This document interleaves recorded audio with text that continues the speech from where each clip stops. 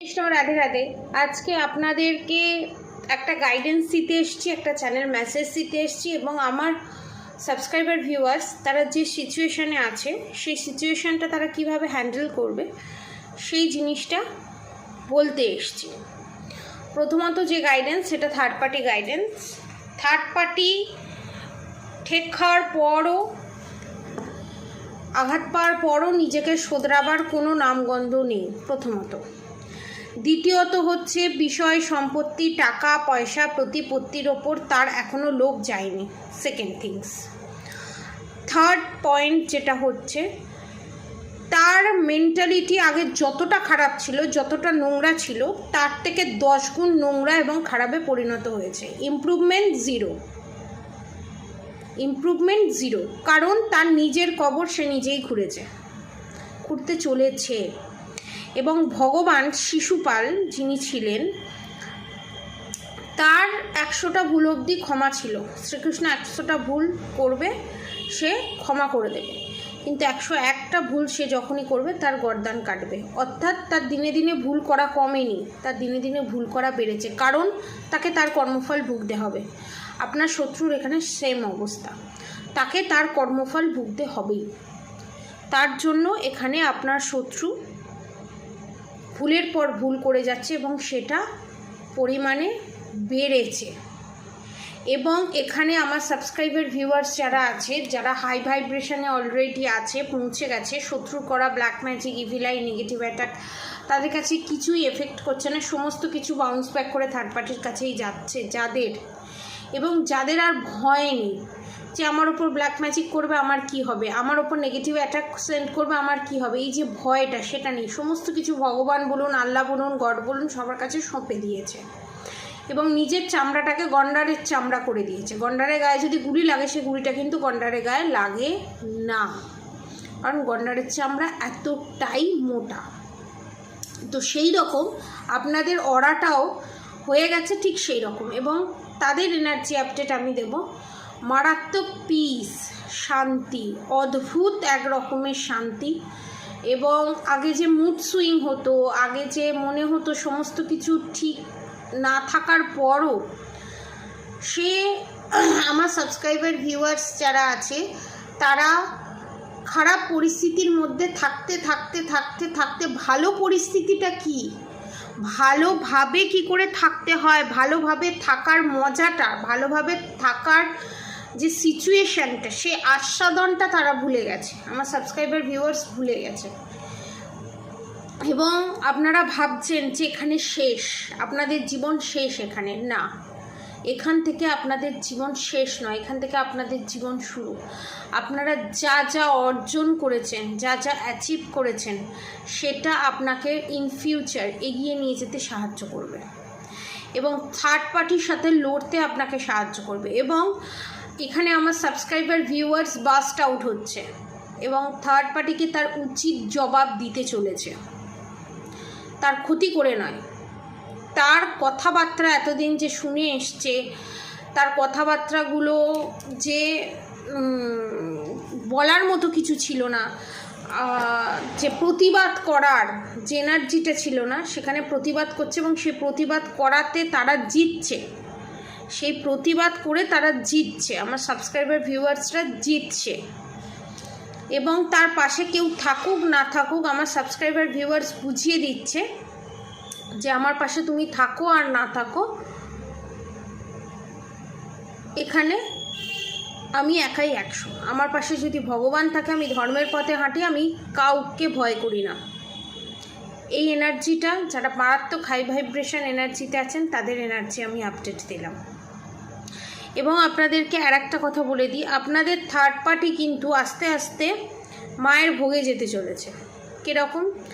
এক পা করে মৃত্যুর পথযাত্রী সে। আপনারা হয়তো বুঝতে পারছেন না, কিন্তু সে ভাবছে আমি তো বারবার ভুল করি, বারবার ভগবান আমাকে ক্ষমা করে দেয়। বারবার ভগবান ক্ষমা করে না, মরে গেলে তো সমস্ত কিছুই শেষ। তিলে তিলে মরার যে কষ্ট, আর তিলে তিলে আপনার শত্রু তখনই মরবে, আপনার শত্রু যেটা চেয়েছে, আপনাকে বাড়ি থেকে বের করে দেওয়া, আপনাকে অসুখী রাখা, আপনাকে কোনো কিছু ভোগ না করতে দেয়া, আপনার শত্রুর চোখের সামনে আপনি সমস্ত কিছু ভোগ করবেন এবং আপনার প্রাপ্য যে জিনিসগুলো সেগুলো আপনি ভোগ করবেন, আপনার শত্রু সেটা দেখবে, জ্বলবে, কিন্তু কিছু করতে পারবে না। এটা হচ্ছে যারা হাই ভাইব্রেশন এনার্জিতে আছে তাদের এনার্জি আপডেট। এবার বলি যারা লো ভাইব্রেশন এনার্জিতে আছেন, যাদের জীবনটা পুরো অতিষ্ঠ হয়ে গেছে, এখানে বলি আপনাদের ওপর ব্ল্যাক ম্যাজিকের প্রভাব, নেগেটিভিটির প্রভাব এই কারণেই হয়েছে কারণ আপনারা আপনাদের অরাটাকে দুর্বল করেছেন এবং আপনাদের গন্ডারের চামড়া নেই। মশা যেমন একটা তালি মারলেই মরে যায়, সেই রকম অরা করে রেখেছেন। এখানে আমি ম্যাক্সিমাম এনার্জি আপডেট পাচ্ছি। ডেলি মান্ত্রা চ্যান্টিং করেন না, ডেলি মান্ত্রা চ্যান্টিং এখানে করে না অনেকে, এবং আমার অনেক সাবস্ক্রাইবার ভিউয়ার্স আছে আমি ডেলি মান্ত্রা চ্যান্টিং করবো না, ভগবানকে ডাকবো না। যদি আমি ভগবানকে ডাকি আমার স্বার্থে আমি ডাকবো, আমি ভগবানকে ডাকলাম, ভগবান আমাকে এটা করে দাও, ইনস্ট্যান্ট ভগবানকে আমাকে এটা করে দিতে হবে, আল্লাহকে আমাকে এটা করে দিতে হবে, ইনস্ট্যান্ট আমি রেজাল্ট চাই। চুটকি বাজিয়ে কোনোদিন স্পিরিচুয়াল পথে আপনারা হাঁটতে পারবেন না, প্রথমত। দ্বিতীয়ত হচ্ছে আপনারা মান্ত্রা চ্যান্টিং করবেন না, আপনারা খাবেন না, আপনাদেরকে কেউ খাইয়ে দিলেও আপনারা খাবেন না, কিন্তু আপনারা স্ট্রং থাকবেন। এটা হয় কোনো দিন পসিবল? মান্ত্রা চ্যান্টিং করব না, আমি ক্রিস্টাল পরবো, আমি স্টোন পরবো, আমি কবচ পরবো, আমাকে কিচ্ছু করতে হবে না। আমার কাজটা, আমরা যার কাছে যাচ্ছি যার কাছে যাব, পয়সা ফেলবো, আমাকে জিনিস দেবে, আমি সুস্থ হয়ে যাব, আমাকে কিছু করতে পারবে না। ইয়ার কি এটা ইয়ার কি পেয়েছেন?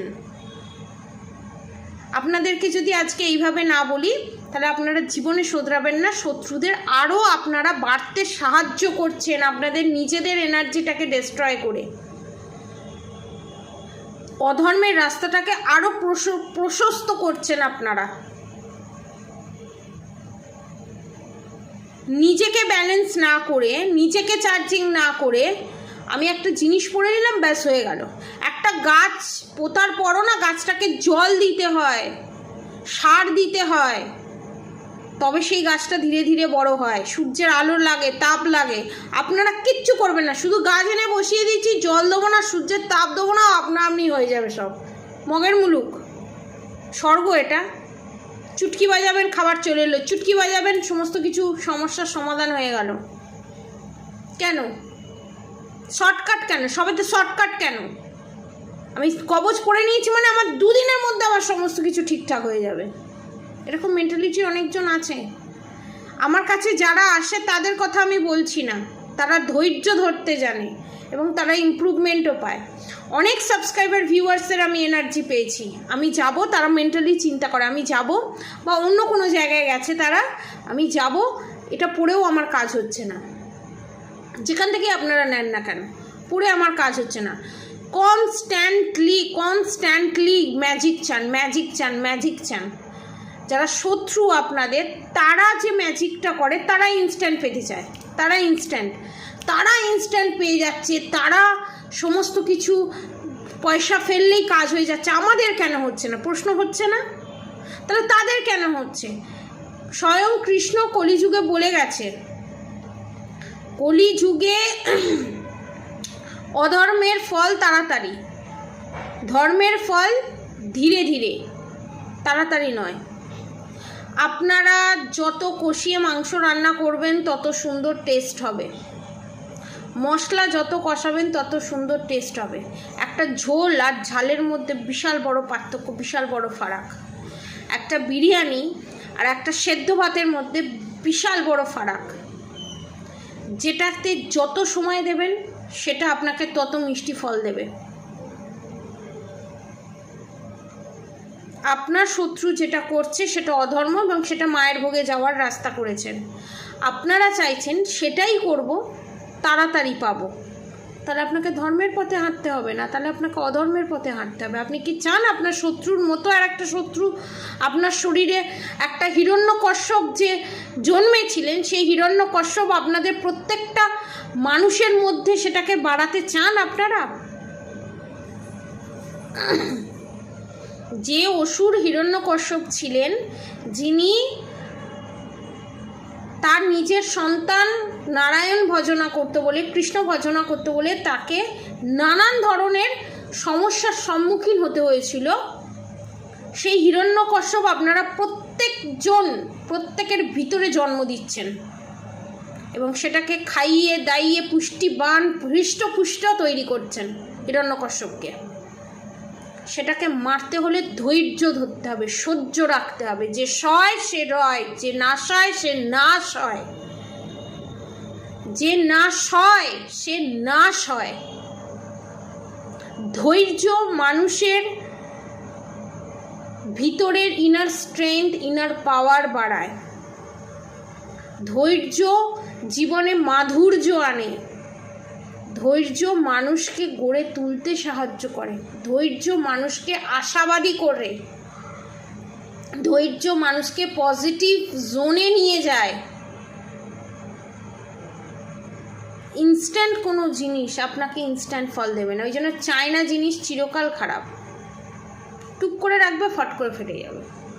আপনি চায়না জিনিস তৈরি হবেন, চায়নার জিনিস তৈরি হবেন, না ইম্পোর্টেড জিনিস তৈরি হবেন, চয়েস আপনার, চয়েস ইজ ইয়োর্স।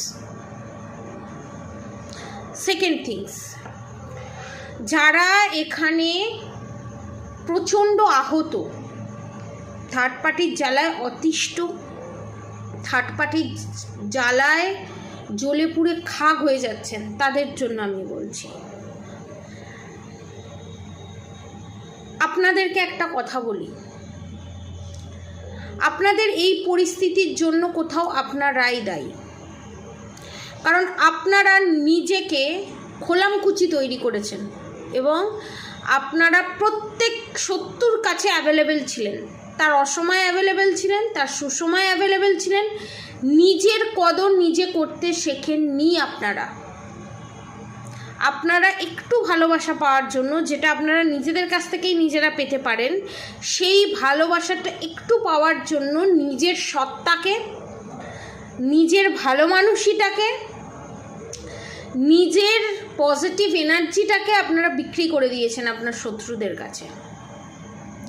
আপনার শত্রু যদি বলে আপনি ভালো, আপনি ভালো। আপনার শত্রু যদি বলে আপনি খারাপ, আপনি খারাপ।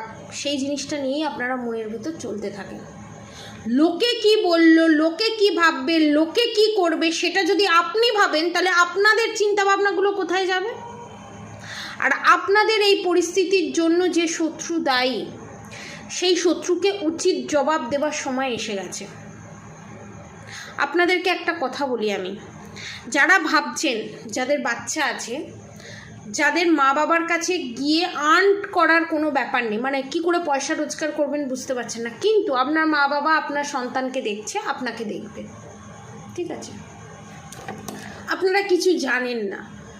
অনেকের ক্ষেত্রে অনেকে দেখতে পাচ্ছি অনেকে পড়াশোনা জানে না, অনেকে দেখতে পাচ্ছি এইচএস পাস, অনেকে দেখতে পাচ্ছি মাধ্যমিক পাস, কিন্তু তারা রান্নাটা ভালো জানে, তারা ঘর গোছাতে ভালো জানে, তারা ঘরটা পুঁছতে ভালো জানে। সেলফ রেসপেক্ট বলে একটা মানে থাকে, জানেন তো? সেটাকে যদি রাখতে হয় না, বজায় রাখতে হয়, অন্যের বাড়িতে রান্না করে পয়সা ইনকাম করুন সম্মানের। 5 স্টার হোটেলে গিয়ে রান্না করলে আমরা প্রত্যেকে বুক ফুলিয়ে বলি 5 স্টার হোটেলের চাকরি পেয়েছে, গিয়ে বাথরুম পরিষ্কার করছে, সেটা কিন্তু কেউ দেখছে না। ট্যাগ, একটা ট্যাগ থাকে, সেই ট্যাগটাকে সরিয়ে দিন। সৎ পথে ইনকাম করাটা বড় ইজ্জতের ব্যাপার, বড় মাথা উঁচু করে বাঁচার ব্যাপার। লোকের বাড়িতে কাজের লোক হিসাবে তাদের যেগুলো দরকার, ঘর পোছা, বাসন মাজা, এই জিনিসগুলো স্টার্ট করুন। হয়তো শুনতে খারাপ লাগবে, কিন্তু সেলফ লাভ করাটা এখানে দরকার, নিজের পায়ে দাঁড়ানোটা এখানে দরকার। আপনাকে একটা ছোট্ট আপনাদেরকে উদাহরণ দিই। যখন আমার এই পরিস্থিতি আসে, তখন আমি স্টাডি করছি, পড়াশোনা স্টার্ট করেছি, নিজেরই ছোট ছোট করে পয়সা জমিয়েই স্টার্ট করেছি। তখন আমার বিয়ে হয়ে গেছে, আমার খুব অল্প বয়সেই বিয়ে হয়েছে, আমার 17+ তখন আমার বিয়ে হয়েছে। এবং 10,000, আমি আবারও বলছি, 10,000কে সাবস্ক্রাইবার হলে আমি আপনাকে আমার পুরো ঘটনা, আমার স্টোরি আপনাদের সাথে শেয়ার করব। তো আমি আমার থার্ড পার্টিকে যে সাহায্য করে তাকে একটা কথাই বলেছিলাম, কিছু না পারি আমি লোকের বাড়িতে গিয়ে কাজ করব, রান্না করব, রান্নাটা তো ভালো পারি, লোকের সম্মানের সাথে আমাকে কম করে মাসে 3-4 হাজার টাকা মাইনে দেবে। কিছু না পারি, আমি সম্মানের সাথে সেই কাজ করব এবং মাথা উঁচু করে বাঁচবো, এবং সেই 4 হাজার টাকা আমি সরকারি স্কুলে পড়াবো আমার সন্তানকে। এখানে সরকারি, বেসরকারি, CBSE, ICSE এটা ম্যাটার করে না। এটাই করে আপনার সন্তানকে আপনি কি শিক্ষায় বড় করছেন। ওজন বুঝে ভোজন করতে হয় প্রথমত। দ্বিতীয়ত হচ্ছে আপনার সন্তানকে আপনি প্রপার শিক্ষা, বাস্তবিক যে শিক্ষা সেটা দিয়ে তৈরি করুন। কিন্তু আপনার থার্ড পার্টিকে, এবং আপনার থার্ড পার্টিকে যে সাপোর্ট করছে, আপনার হাজব্যান্ড হোক, ওয়াইফ হোক, তাকে উচিত জবাব দেওয়ার জন্য, উচিত শিক্ষা দেওয়ার জন্য নিজেকে কিন্তু নিজের পায়ে দাঁড়াতে হবে। নিজেকে নিজের পায়ে দাঁড়াতে হবে। কিচ্ছু করার উপায় নেই। ইনভেস্ট কোনোভাবে ইনভেস্ট করতে পারছেন না, স্ত্রীধন নেই। আপনার বিয়েতে পাওয়া সোনা বেচে বিজনেস স্টার্ট করতে হবে না, লস হবে কি হবে দরকার নেই, বিজনেস স্টার্ট করতে হবে না। হ্যাঁ, যারা মনে করছে না আমি বিজনেসে এগিয়ে যাব, আমার সোনা বেচেও, একটা আংটি বেচেও আমি 10-20 হাজার টাকার একটা বিজনেস স্টার্ট করব, সেই বিজনেস স্টার্ট করে আমি এগিয়ে যাব, ঠিক আছে? তো আপনি এগিয়ে যান, জিতবেন। ধরুন তার কাছে সেই জিনিসটাও নেই, তার মা বাবার সাপোর্টও নেই, কিচ্ছু নেই, তাহলে আমি বলবো আপনি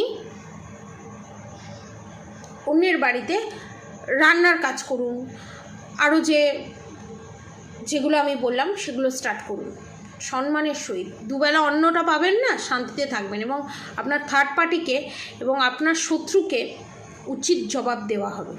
যখন আপনার শত্রু বলবে না তুই তো নিজের পয়সা ঝিগিরি করে খাস, তখন আপনি একটা উত্তরই দেবেন, আমি ঝিগিরি করে খাই, অন্যের পেছনে বাঁশ দিয়ে, অন্যকে শেষ করে দিয়ে, অন্যের সংসারটাকে ধ্বংস করে দিয়ে তার পয়সায় ফুর্তি করে খাই না। এই বলাটার, এই যে উচ্চস্বরে বলার